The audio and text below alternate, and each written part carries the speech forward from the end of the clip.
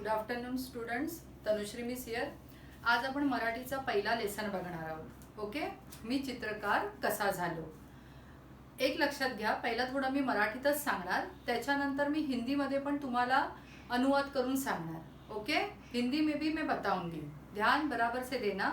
सारे लोगों ने शब्दार्थ बुक में लिखे हैं तो वो जल्दी समझ में आएगा। ओके, देखो, ल म कडू प्रसिद्ध मराठी लेखक व चित्रकार यांची बालसाहित्याची सुमारे 30 पुस्तके प्रकाशित आहेत। आता बालसाहित्य म्हणजे काय? लहान मुलांसाठी लिहिलेली पुस्तके, कळलं?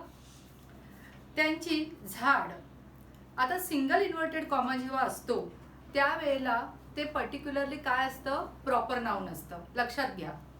झाड हे लहान मुलांसाठी असलेले द्विभाषिक पुस्तक, म्हणजे 2 भाषेमध्ये लिहिलेलं आहे। ओके, कदाचित मराठी हिंदी किंवा मराठी हिंदी किंवा हिंदी इंग्लिश, कुठच्याही 2 भाषांमध्ये। ओके, खारीचा वाटा हा कथासंग्रह, जॉर्ज कार्वर हे चरित्र, चरित्र म्हणजे काय? एखाद्या माणसाची माहिती, कळलं? त्याच्यानंतर रवीचा मोर हे बालसाहित्य इत्यादी पुस्तके प्रसिद्ध आहेत। त्यांना 2017 साली खारीचा वाटा या पुस्तकासाठी साहित्य अकादमीचा बालसाहित्य पुरस्कार व 2014 साली महाराष्ट्र शासनातर्फे उत्कृष्ट वाङ्मय निर्मितीचा साने गुरुजी पुरस्कार मिळालेला आहे। कळलं? त्यांना काय देऊन शासनाने पुरस्कृत केलं? तर काय देऊन? तर सगळ्यात पहिलं त्यांनी काय दिलं? तर बघा, खारीचा वाटा या पुस्तकासाठी साहित्य अकादमीचा बालसाहित्य पुरस्कार। लेखकांना कोणते 2 पुरस्कार मिळाले असा जर का प्रश्न आला तर काय लिहिणार? तर साहित्य अकादमीचा बालसाहित्य पुरस्कार आणि साने गुरुजी पुरस्कार, असे तुम्ही 2 तिथे काय लिहिणार? पुरस्कार लिहिणार। पुरस्कार म्हणजे तुमच्या भाषेमध्ये, छोट्याशा भाषेत सांगायचं तर बक्षीस। कळलं? आलं लक्षात? आता पुढे बघा, शेवगाव अहमदनगर येथे जानेवारी 2018 मध्ये झालेल्या बालकुमार साहित्य संमेलनाचे अध्यक्षपद त्यांनी भूषवले। अध्यक्षपद म्हणजे काय? की ते हेड होते त्या कमिटीचे। ओके, अभी इथे जे दिलेलं आहे ही जी पर्टिक्युलर ओळ आहे, लास्ट जी ओळ आहे, ही कशाबद्दल आहे? तर पूर्ण लेसनची ती समरी आहे। लक्षात घ्या, काय सांगितलंय की पूर्ण लेसन कशावर बेस आहे। ओके, निसर्गाच्या सानिध्यात आपल्याला आपल्यातील उपजत कला शोधण्याचे अनेक मार्ग सापडतात, हे लेखकाने स्वानुभवातून या पाठात सांगितले आहे। स्वानुभव म्हणजे स्वतःचा अनुभव, उसका खुद का एक्सपीरियंस। अभी देखो, निसर्गाच्या सानिध्यात मतलब क्या है कि ये पूरा का पूरा जो नेचर है उसके अगर हम लोग साथ रहते हैं तो उसमें से भी कुछ ऐसा हम लोगों को मिल जाता है कि जिससे हमारे अंदर छुपा हुआ कोई भी गुण या कोई भी आर्ट हम लोग बाहर निकाल सकते हैं। अभी लेसन का नाम क्या है? चित्रकार। बराबर, मतलब आपको समझ में आया कि इस लेसन में से क्या बताने की कोशिश की गई होगी? तो जो भी वो लेखक है वो चित्रकार कैसे बने, तो ये नेचर से जो रिलेटेड सारी चीजें हैं उसको लेकर वो बहुत बड़े चित्रकार बने। समझ में आया? अभी मैं आगे पढ़ती हूँ। ओके, मी तुमच्या एवढा लहान असताना जे अनुभवलं, पाहिलं ते तुम्हाला सांगणार आहे। मैं जब तुम्हारे जितना छोटा था तब जो मैंने एक्सपीरियंस किया वो आज मैं आपको एक्सप्लेन करने वाला हूँ। देखो, प्रथम निसर्ग मतलब क्या? First nature. आपण निसर्गाला कधीही विसरून चालणार नाही। त्याच्या विरोधात न जाता मर्जीत राहणं केव्हाही आपल्या फायद्याचे आहे। निसर्गात आपलं पालन पोषण होतं आणि निसर्गच आपल्यातील नाना कला आपल्याला शिकवतो। निसर्ग धुंडाळत राहा, तुम्हाला सर्जनाच्या वाटा आपसूक सापडतील। म्हणजे काय सांगितलंय त्यांनी? की निसर्गाच्या विरोधात जायचं नाही। कुछ भी नेचर में चल रहा है उसके एकदम अपोजिट आप करने जाओगे तो निसर्ग आपको कभी भी अपनाएगा नहीं। हमें निसर्ग के हमेशा साथ रहना चाहिए। मर्जीत राहणं, मी तुम्हाला तो वाक्यप्रचार दिलाय, तो नीट बघा। बरोबर, निसर्गातून आपलं भरण पोषण होतं। भरण पोषण मतलब क्या है? निसर्ग ही हमें क्या करता है? खाना देता है, पानी देता है। तो खाना पीना जो लोगों की नेसेसिटी है वो किधर से मिलती है, तो सिर्फ और सिर्फ पर्यावरण से मिलती है। इसीलिए हमें नेचर के साथ खिलवाड़ करना नहीं चाहिए। ये सबसे बड़ा और पहला मैसेज हम लोगों को इस लेसन में से दिया गया है। समझ में आया आप लोगों को? देखो अभी आगे, निसर्गातून आपलं पालन पोषण होतं, ये मैंने अभी बताया। अपने को क्या मिलता है? पाणी भी मिलता है, अपने को क्या मिलता है? अनाज भी मिलता है, बराबर। निसर्गच आपल्याला नाना कला शिकवतो। नाना मतलब क्या? विविध। विविध मतलब क्या? वैरायटी। वेरियस टाइप्स ऑफ जो आर्ट होते हैं वो हम लोगों को निसर्ग से ही मिलते हैं। देखो कोई कवि होता है, वो भी क्या करता है? एकदम सुंदर वर्णन करता है किसी भी पोयम में निसर्ग के बारे में, बराबर। या कोई चित्रकार होता है, वो क्या करता है? सूर्योदय, सनसेट और सनराइज के क्या करता है? चित्र निकालता है। उसके ऊपर जो पोएट होता है वो क्या करता है? पोयम तैयार करता है। तो निसर्ग से ही हम लोगों को क्या मिलता है? इंस्पिरेशन मिलता है कुछ ना कुछ अलग करने का। समझ में आया? अभी आगे, निसर्ग धुंधाड़त रहा। धुंधाड़त रहा मतलब शोधत रहा। यू सर्च, अगर आपने बहुत सर्चिंग किया तो आपको उसमें से कुछ ना कुछ जरूर मिलेगा। देखो, तुम्हाला सर्जनाच्या वाटा आपसुक सापडतील। सर्जन मतलब क्या है? किसी की निर्मिती करना, बराबर। सर्जन मतलब निर्मिती करना, मतलब सपोज हम लोग ऐसे समझते हैं, ये जो बिल्डर होते हैं ना, वो भी क्या है? वन टाइप ऑफ सर्जन, बराबर। वो क्या करते हैं? नए नए बिल्डिंग का निर्माण करते हैं, बराबर। तो हम लोगों को वो बिल्डिंग देखकर भी लगता है ना, अरे वाह क्या सुंदर बिल्डिंग बनाई। समझ में आया? उसी तरह से जब हम लोग कश्मीर जाते हैं या देहरादून जाते हैं तो लगता है ना, वाह वाह वाह क्या मस्त निसर्ग है। समझ में आया? तो ये है सर्जनाचा वाटा। और आपसुक सापडतील मतलब क्या? खुद ब खुद हमें मिल जाएंगे जब हम लोग नेचर के साथ फ्रेंडशिप करेंगे। समझा? अभी आगे देखो, आता तुम्हाला माझी गोष्ट सांगतो। अभी यहाँ पे उन्होंने अपने बारे में लिखना सब शुरू किया, बराबर। पहले उन्होंने बताया निसर्ग का मतलब क्या है। निसर्ग मतलब पर्यावरण, बराबर, जिससे हम लोगों का बहुत पुराना नाता है। वो हमारे लिए अनाज भी उगाता है, पानी भी पिलाता है, ओके। और इसीलिए हमें नेचर के साथ खिलवाड़ बिल्कुल भी नहीं करना चाहिए। ये अपने को ये फर्स्ट पैराग्राफ में बताया गया। अभी आगे देखो, आता तुम्हाला माझीच गोष्ट सांगतो। माझं प्राथमिक शिक्षण एका लहानशा खेड्यात झालं। खेड़ा मतलब क्या है? एकदम रिमोट प्लेस हम लोग बोल सकते हैं, जहाँ पे सब कुछ मिलना पॉसिबल नहीं होता। माझं खेडं मतलब एक स्मॉल टाइप ऑफ विलेज समझो। माझं खेडं अतिशय निसर्गरम्य आणि सुसंस्कृत होतं। सुसंस्कृत मतलब सारे के सारे लोग वहाँ पे संस्कृति से, गुड वैल्यू से भरे हुए थे। समझ में आया? उसको बोलते हैं सुसंस्कृत, ओके। घनदाट जंगल मतलब एकदम डेंस फॉरेस्ट। दुथड़ी भरून वाहनारी नदी मतलब क्या है? कि दोनों बाजू से बहती है, पानी ही पानी होता है उस नदी को, ऐसी नदी।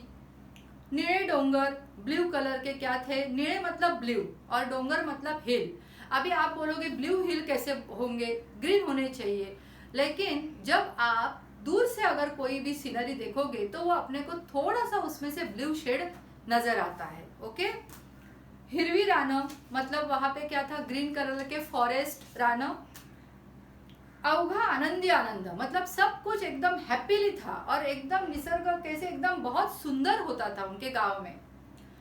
अशा वातावरणात माणसातील सर्जनशीलता उफाळून आली नाही तर नवलच। मतलब क्या? इस तरह का नेचर, सर्जनशीलता मतलब क्या है? कि नवनिर्मिति मतलब ऐसे वातावरण में कोई जाएगा तो उसे कुछ नया करने की उम्मीद उसमें जगेगी। और ऐसी उम्मीद ना जगी तो सच में बहुत बड़ा आश्चर्य है कि इतना अच्छे नेचर में आने के बाद भी आपको सुकून नहीं मिला तो आप मनुष्य ही नहीं हो। ऐसा यहाँ पे लेखक ने हमें कहने की कोशिश की है, ओके। अभी आगे देखो, माझा एक मित्र होता। आम्हाला खूप वाटायचं की आपण चित्र काढावीत, पण काय करणार?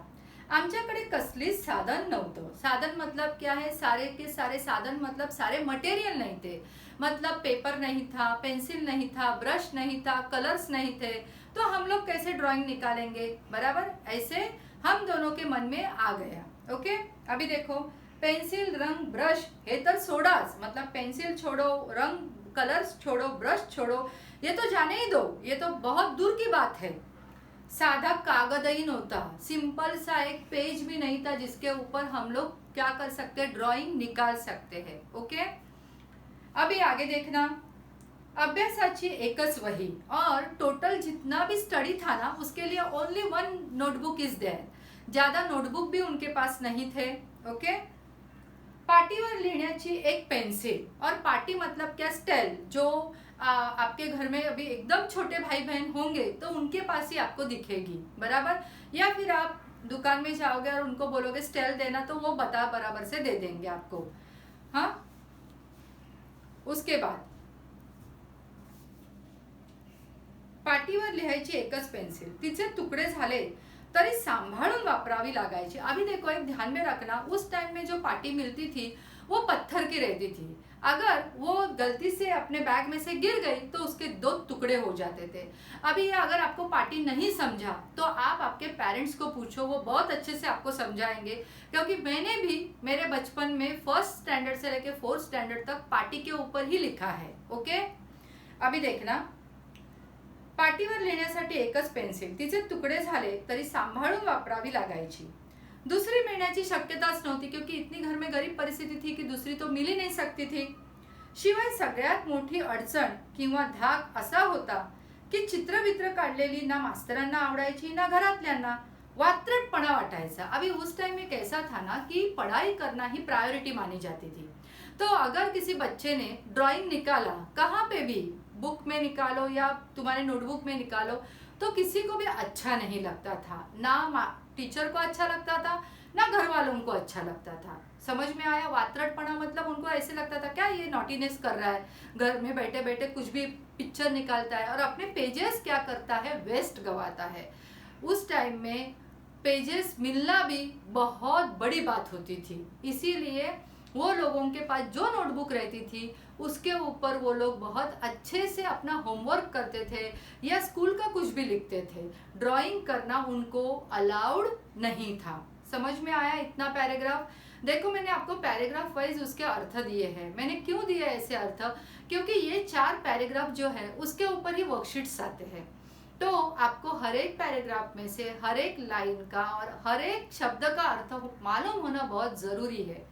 ओके, समझ में आया? फर्स्ट पैराग्राफ में क्या बताया कि उन्होंने पहले क्या बताया कि नेचर से रिलेटेड अपना नाता क्या है, हमें नेचर को बहुत संभालना है, बराबर।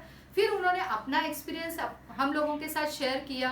क्या किया उन्होंने, क्या बताया कि मैं और मतलब मुझे चित्रकार बनना था, मुझे ड्राइंग तो निकालना था, लेकिन मेरा गांव इतना छोटा था कि वहाँ पे जो मटेरियल चाहिए ड्राइंग निकालने के लिए तो वो भी नहीं था।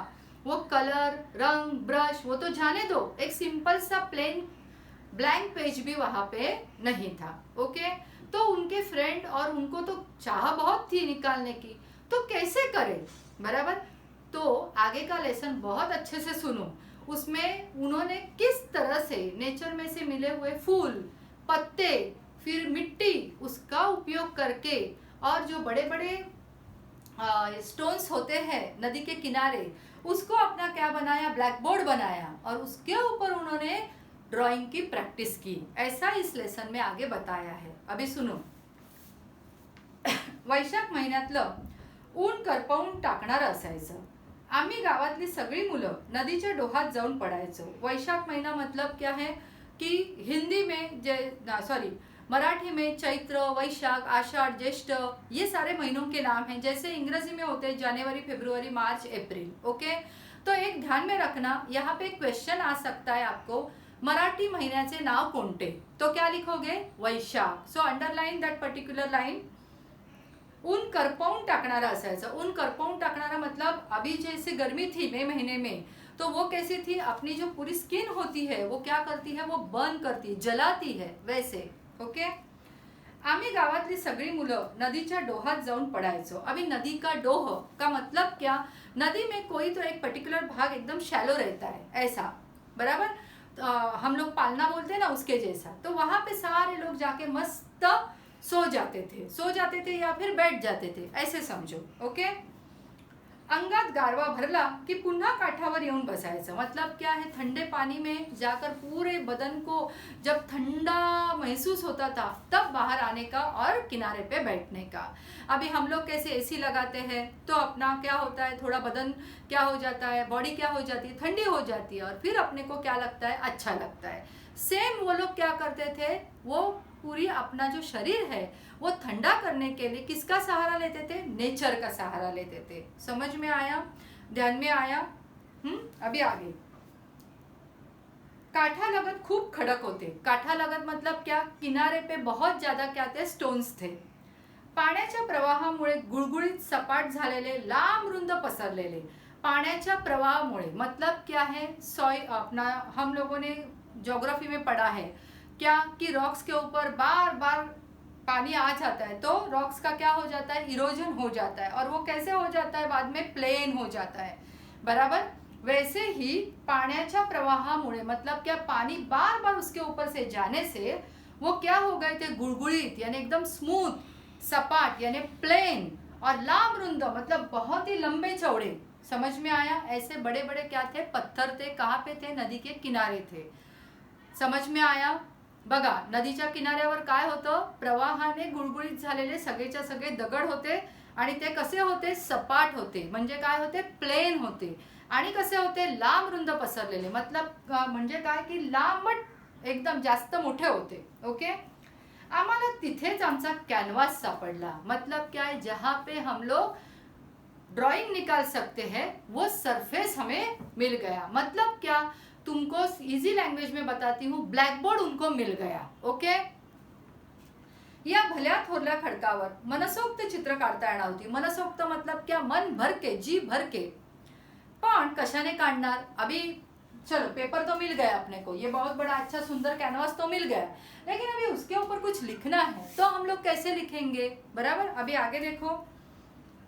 तो ही मार्ग सापडला। अभी वो भी उन्होंने वो भी वे है ना वो फाइंड आउट किया। कैसे, देखो, आमच्या त्या भागात तांबूस रंगाचा मुरुम असतो। मुरुम मतलब क्या है, एक टाइप ऑफ स्टोन होता है, आणि तांबूस मतलब क्या, रेड कलर का एक स्टोन होता है। बराबर, शिवाय पिवळट रंगाचे दगड और क्या है, येलो कलर के भी क्या थे वहां पे गांव में, ये थे स्टोन्स थे, छोटे छोटे पेबल्स भी थे, स्टोन्स भी थे। ओके, ते दगड आपटले की त्याची पिवळी पिवळी फक्की पड़ते। मतलब क्या है ना, वो कैसे थे ना, एकदम वो जो पत्थर थे वो एकदम ऐसे स्ट्रांग नहीं थे, उनको ऐसे जमीन पे ऊपर से नीचे डाल दिया तो वो क्या हो जाते थे, उसकी एकदम से फक्की। फक्की मतलब क्या, पूड़, मतलब हम लोग क्या बोल सकते हैं उसको, पाउडर, पाउडर हो जाती थी उसकी एकदम से। ओके, अगदी पिठासारखी, जैसे कि अपनी मम्मी आटा गूंथती है ना, उस तरह से एकदम स्मूथ हो जाती थी। मतलब देखो, हम लोगों को कैसे है ना, कलर करते समय वो कलर स्मूथ लगता है ना, वैसे ही वो जो पाउडर रहती थी, जो किससे बनाते थे वो लोग, छोटे छोटे पत्थर से बनाते थे, तो वो जो पाउडर रहती थी वो क्या हो जाती थी, एकदम स्मूथ रहती थी। अभी आगे देखो वो लोग क्या करते हैं। हवा तसं पानी घातलं की पिवळा रंग तैयार। अभी आप लोग भी ऐसे ही करते हो ना, ट्यूब में से वो अपना कलर निकालते हो, फिर उसकी कंसिस्टेंसी देखते हो पानी डाल के, कितना पतला हुआ, कितना थिक हुआ, और उस हिसाब से आप क्या करते हो, चित्र क्या करते हो, आपका जो पिक्चर है वो पेंट करते हो। सेम यहाँ पे उन लोगों ने नेचर से क्या किया, जो बड़े बड़े पत्थर थे, बराबर, वो उनके क्या बन गए, कैनवास, यानी आपका पेपर समझो। बाद में आप जो कलर यूज करते हो तो वो उन्होंने क्या किए, जो छोटे छोटे पत्थर रहते उसकी पाउडर बनाई, उसमें पानी डाला और उसकी कंसिस्टेंसी ऐसी बनाई मानो वो क्या हो जाए, कलर। अभी समझ में आया सबको? अभी आगे देखो। मुरुमाचा खडा ओला करून घेतला आणि खडकावर चित्र रेखाटना सुरू झालं। मतलब क्या है, वो भी मुरुम का जो रेड कलर का जो पत्थर होता था वो क्या करते थे, डुबोते थे और बाद में क्या करते थे, ड्राइंग निकालना शुरू करते थे। काय काढू आणि काय नको असं व्हायचं। अभी तो उनको इतना आनंद हो गया था कि एक तो अपने को बहुत बड़ा पत्थर मिल गया है, कलर मिल गया है, ब्रश मिल गया है, सब कुछ मिल गया। देखो, गुडघ्यावर टेकून रेषा काढण्यात दंग व्हायचो। गुडघे मतलब नी, नी के ऊपर ऐसे फोल्ड होके वो बैठते थे और उसके ऊपर वो क्या करते थे, उससे वो ड्राइंग करना शुरू करते थे। सॉरी, गुडघ्यावर टेकून रेषा काढण्यात दंग व्हायचो. रेषा काढत हातभर पुढे सरकल्यावर मागे वळून पाहावं तर रेषा वाळून लाल जर्द झालेल्या असायच्या. अभी इसका मतलब समझो. रेषा काढत हातभर पुढे सरकल्यावर मागे वळून पाहावं तर रेषा वाळून लाल जर्द झालेल्या असायच्या. अभी ये जो है ना वो कैसे कर सकते हैं. हमारे घर में चौक है, बराबर. चौक होता है जो हम लोग ब्लैक बोर्ड पर लिखते हैं, वो भिगोने का, बराबर. और वो भिगो के है ना, इसके ऊपर आप ऐसा एक लाइन खींचो. तो लाइन खींचने के बाद जैसे ही आप आगे आगे आगे जाते हो ना, पीछे की जो लाइन है ना वो पूरी सूख जाती है, मतलब ड्राई हो जाती है. और ड्राई होने के बाद वो पर्टिकुलर जो लाइन होती है ना वो डार्क हो जाती है. ये आप घर पे करके देख सकते हो. चौक को भिगोने का और एक दो लाइन खींचने का. तो वो एक दो लाइन खींचते हैं ना, तभी वो क्या होती है, फेंट लगती है. जैसे ही सूख जाती है वो एकदम डार्क लगती है. ऐसे ही यहाँ पे लेखक ने भी किया.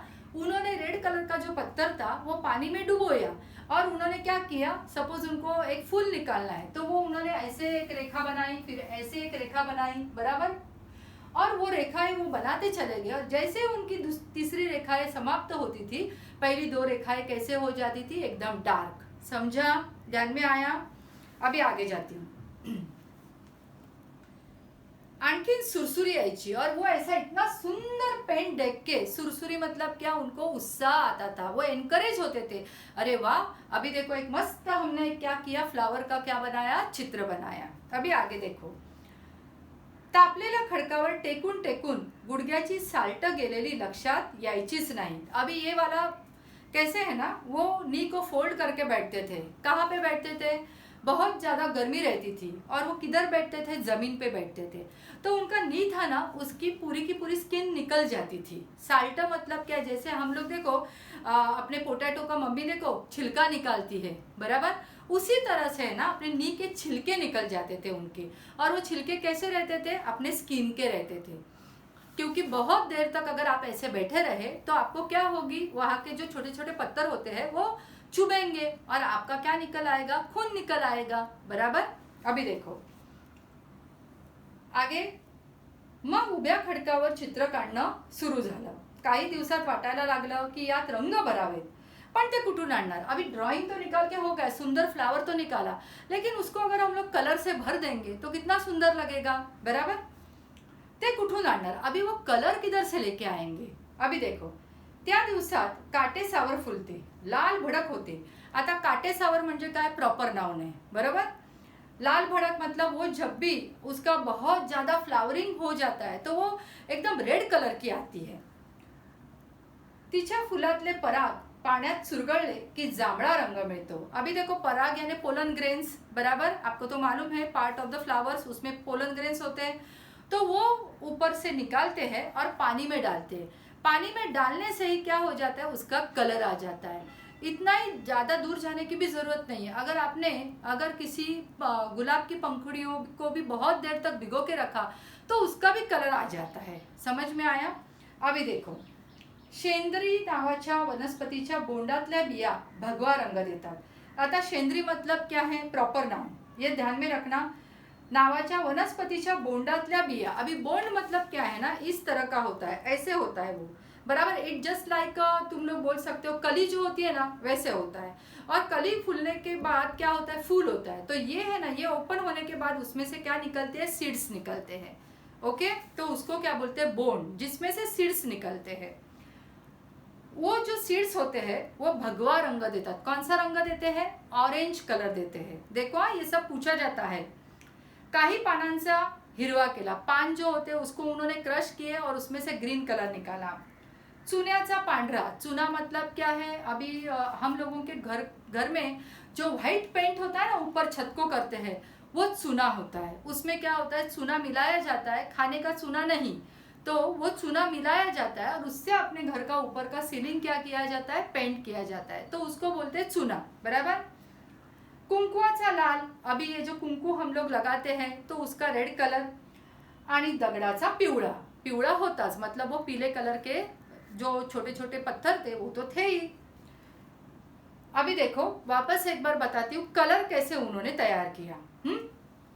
सबसे पहले उन्होंने क्या किया, कलर तैयार करने के लिए दो उनके पास स्टोन्स थे, बराबर. एक कौन सा था, रेड कलर का, उसका नाम क्या था, मुरुम, बराबर। वो उसको उन्होंने भिगोया और उससे आउटलाइन बनाई, बराबर। ऐसे समझो कि हम लोग कोई फूल निकाल रहे हैं तो उसके आउटलाइन हम लोगों ने रेड कलर से बनाई।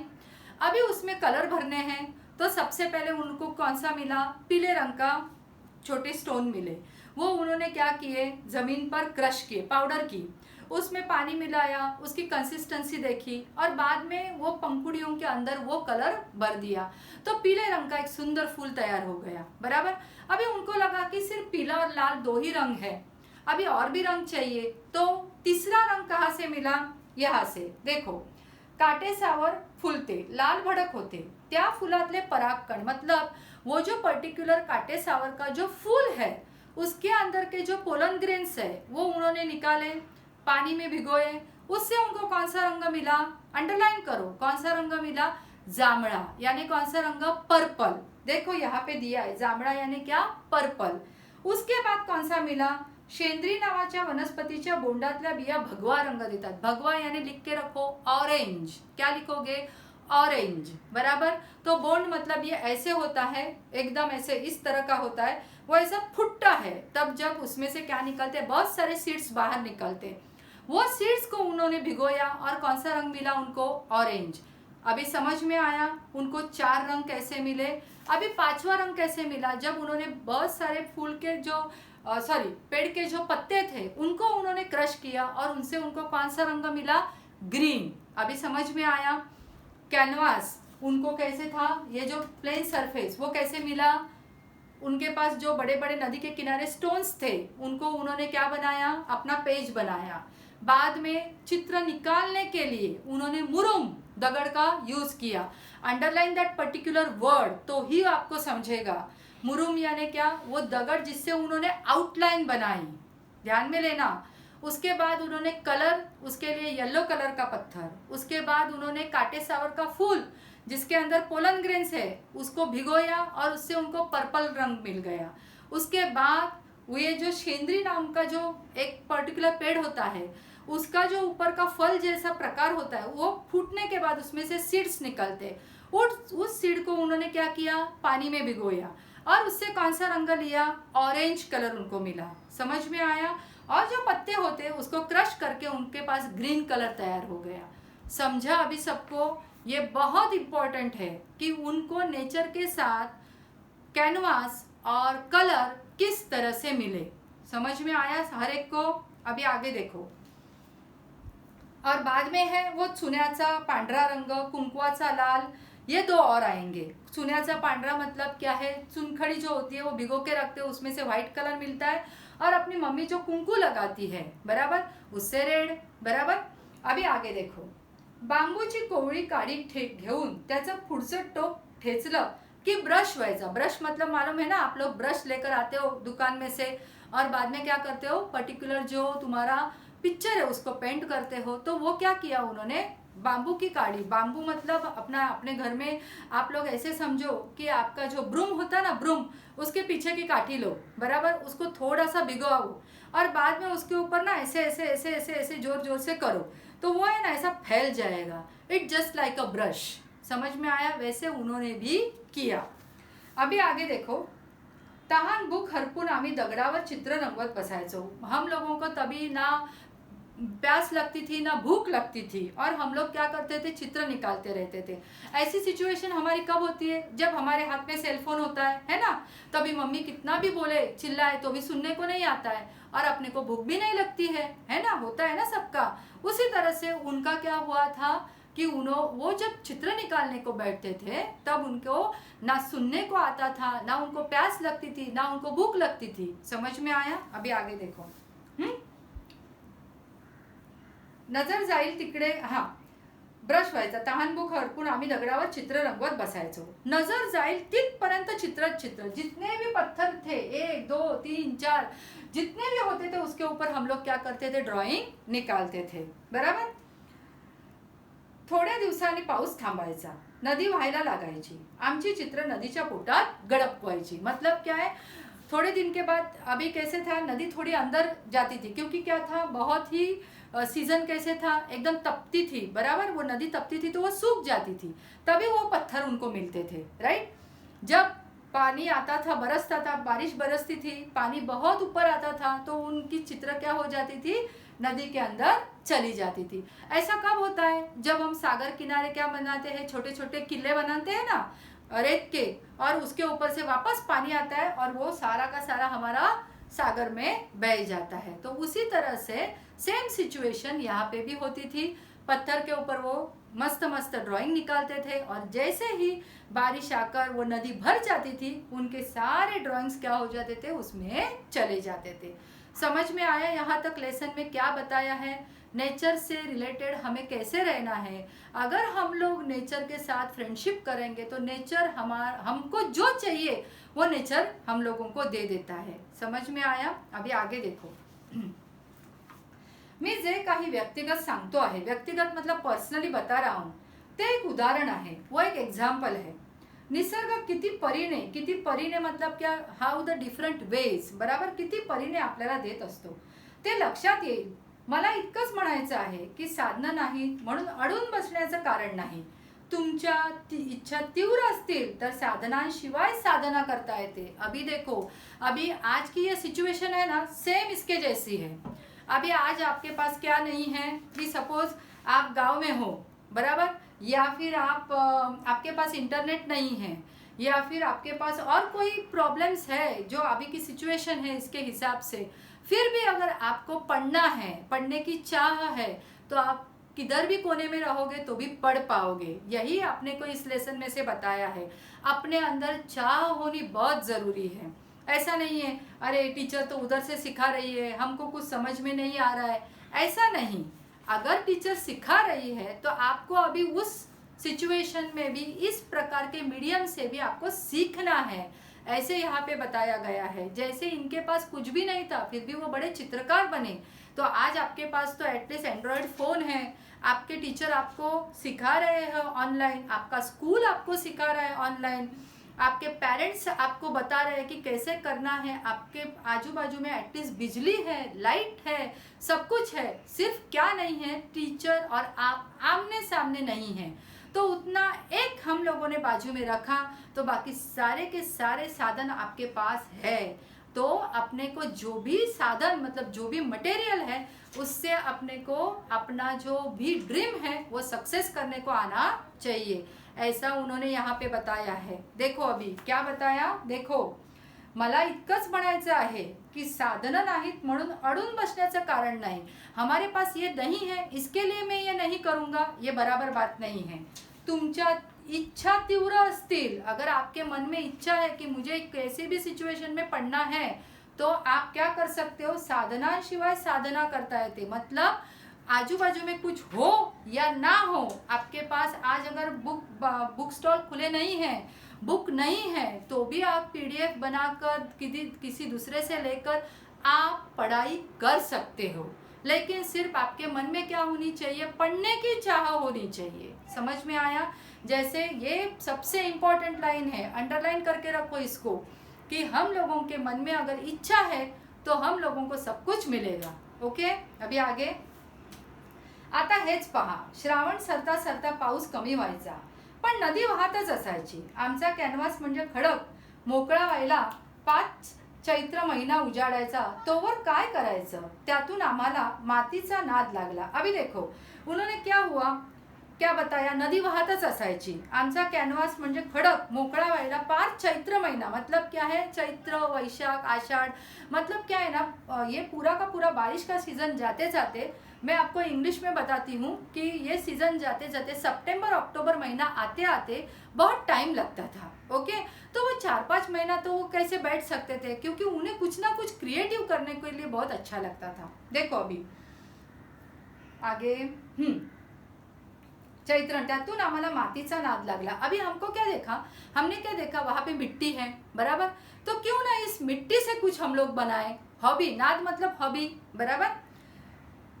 लाल भडक मऊशार माती हाताला लोण्यासारखी वाटायची, बराबर, वो लाल एकदम रेड कलर की मिट्टी और उसमें पानी डाली तो वो हाथ को कैसे लगती थी, एकदम स्मूथ, एकदम ऐसा बटर के जैसे, लोणी यानी बटर की जैसी लगती थी, बराबर।